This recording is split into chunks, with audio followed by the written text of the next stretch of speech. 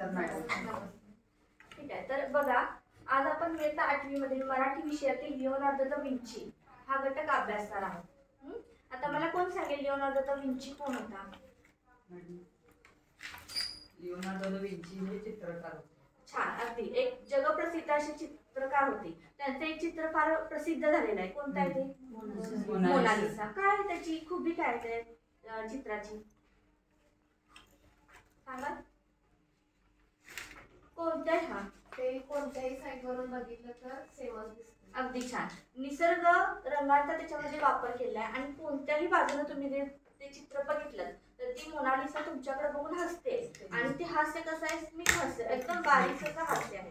हा, तर ही चित्रकलेची जगप्रसिद्ध असा नमुना आहे. अशा वेगळ्या वेगळ्या कला भारतामध्ये सुद्धा प्रसिद्ध होत्या.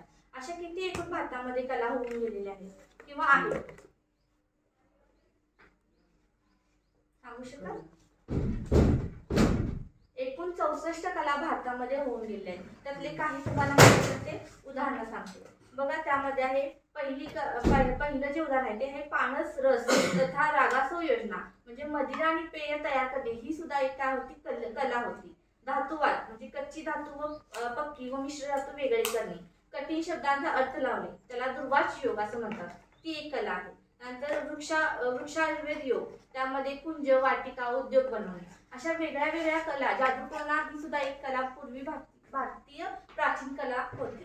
एकदम सोनार काम असेल, लोहार काम असेल, आपला आता तुम्ही काय करता मेकअप करता, ती सुद्धा एक प्रकारची काय आहे? कला होती. अगदी बेड सजवणे ही सुद्धा एक काय होती? 64 कलांमध्ये एक कला होती.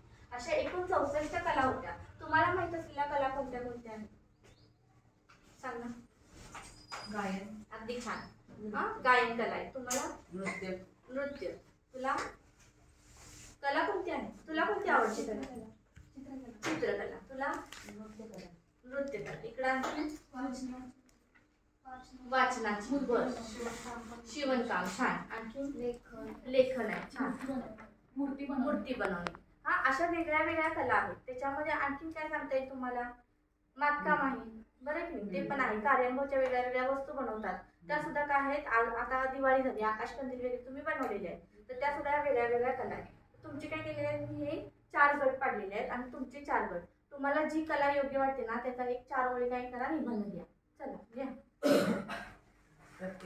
हा, वहीमध्ये तुम्हाला जी कला योग्य वाटते त्याचा निबंध लिहा. पण ती 4 ओळी लिहा. जसं वाटेल, जसं जमेल तसं लिहा.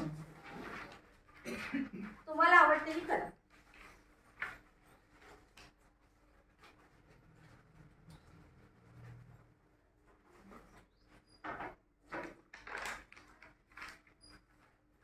पाच मिनिट पॉज करा.